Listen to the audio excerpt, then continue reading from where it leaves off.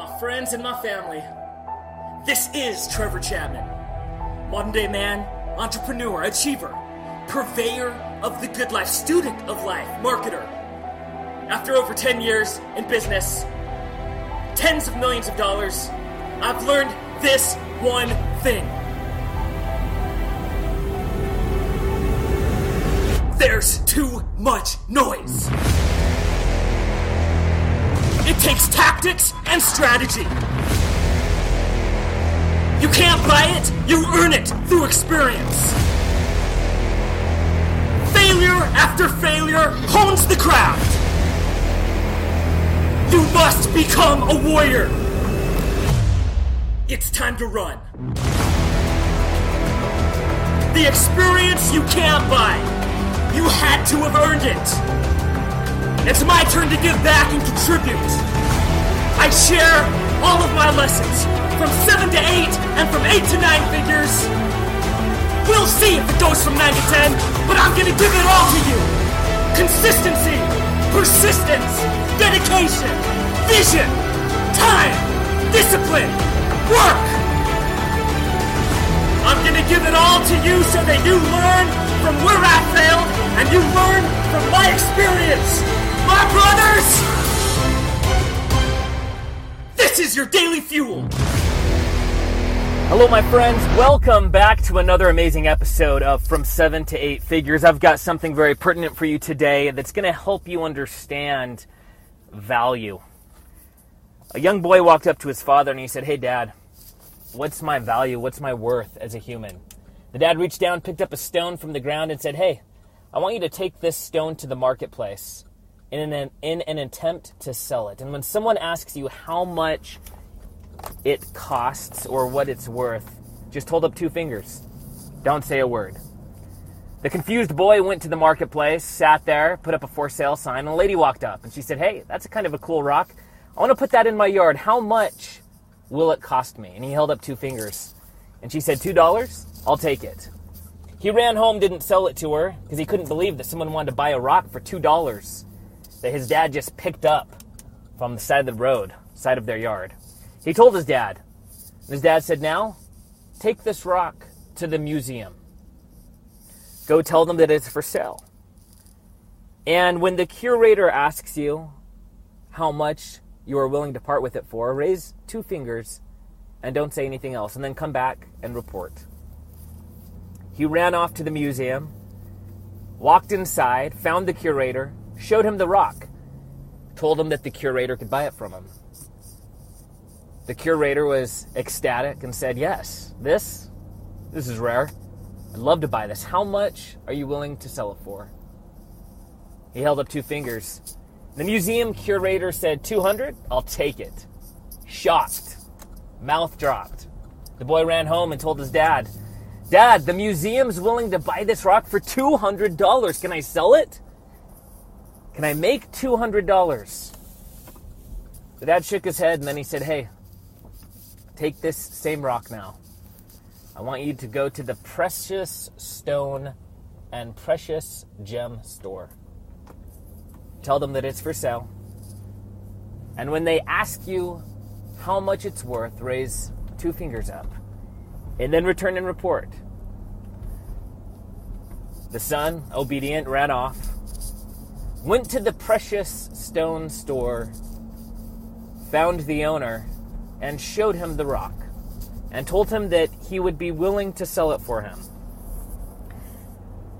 The owner of the precious gem and precious stone store dropped his mouth and said, "Wow, this is a rare stone, and I see its value. I've never seen one before. How much are you willing to sell it for?" The boy held up 2 fingers, and the man said, $200,000, done. Done. I'll buy it from you right now. The boy, not knowing what to do, couldn't even fathom $200,000, ran home, tears in his eyes, confused.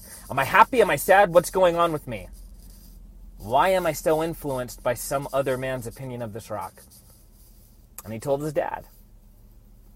And his dad said, "Hey, do you understand your worth now? You very well could have gone through your life believing that you were a $2 stone if you spent all your time in the market talking with that crowd, listening to and sharing their jokes, standing on their level. You could have upgraded and spent your time in a museum hanging around with those folks. See, the value and your worth, son, is greatly going to be contingent on your surroundings. The people, the things, the jokes, the stories, the books, the shows, the audio, the activities, the words that they use to communicate. Your worth is up to you. Are you a $2 stone, a $200 stone, a $200,000 precious stone? This is another way just to say what Jim Rohn so famously said so many years ago, that you are the average of the 5 people that you hang around with most. You know, it's so funny. I spent so much of my early years trying to find a mentor. No joke. I wanted to find one so bad. There were a few of them. I remember one guy, I won't say his name simply because he may be listening to this. I was so excited. And then business kind of went south, 2007, 2008. Far older than me. And I found myself in a position where I realized that he was a shrewd businessman. Here was his agreement. You win, I win. You lose, I win. I lost that mentor because I had lost the respect for him. I found another one, and this one told me that we were going to go into business together and that all this stuff was going to happen together.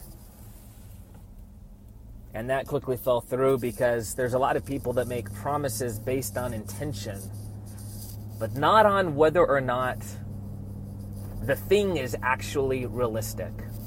Eventually I decided, I literally thought, there is no one that I can find as a mentor, and I'm going to stop this pursuit. Guys, this is real. This is a true story. And I stopped searching for outside mentors. I stopped. And I just came up with this idea of what a good man was, of the kind of person that I wanted to be. And my mentor became me in 10 years, me in 20 years. It's funny, I tell this story, some people think I'm crazy, but it's true. And I would drive long distances listening to people that impacted my life. Napoleon Hill. As worn out as that is, as uncool as it is, not the book Think and Grow Rich, but the 17 Laws of Success. And I drive for hours and days sometimes, going across the country from one sales location to another, listening to these books. And I read, I voraciously consumed material. I worked hard. And I stopped looking outside for someone to mentor me. And I started to be my own mentor, the man that I knew I should be. And it was hard, and it took a decade. So often, we try to find the shortcut. The dude with those abs that you wish you had was born a baby with no abs just like you. He didn't all of a sudden have a desire, snap his finger, and had those abs. It cost meal after meal, workout after workout, day after day. Continued discipline. It's so funny because sometimes we think we make it and then, hey, we've paid our dues.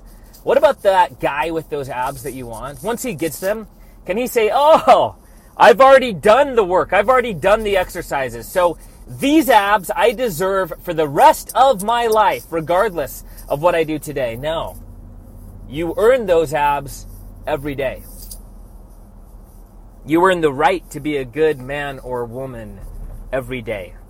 You earn your worth every day. It's sad that so often people find success and realize that they're a precious stone. And then they start hanging around the marketplace again. And little by little, it's all destroyed. Where are you hanging out? Are you in the marketplace, the museum, the precious gem store? You can choose. It's the wonderful thing about the internet is that Previous, you needed blue blood to hang out with, in this essence, let's talk about the economics, right? With people of high economic worth. Now you don't. There are a million Facebook groups. There are all kinds of subreddits. There are people you can follow who will give you wisdom and stories, YouTube channels.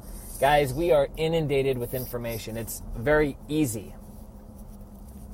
to start watching Fail Army over and over and over again instead of The Daily Stoic, for example.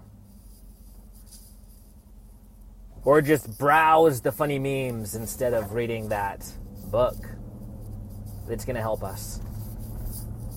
Consider now where you are spending your time. The market, the museum, the precious stone store.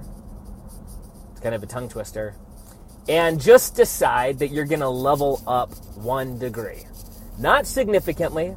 Don't wait for a mentor, because ultimately that's just a large excuse. I had to eventually come to that realization in my own life, and I'm grateful I did.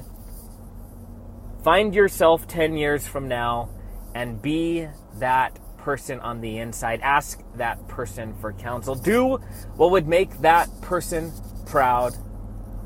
And day in, day out, improve and recognize your true value, even if others don't, because unfortunately nobody will recognize your value until society jumps in and someone writes some article about you, and now everyone recognizes it. It's sad that that's how it works, but that is how it works. So don't wait for that article to be written. Be that man or that woman today. I love you. I appreciate you. I'll chat with you tomorrow. Please share this podcast with someone who thinks they're a $2 stone or a $200 museum piece. Or share it with the precious stone store owner who has helped you and impacted you as a way of saying thank you. Until tomorrow, my friends. Trevor out.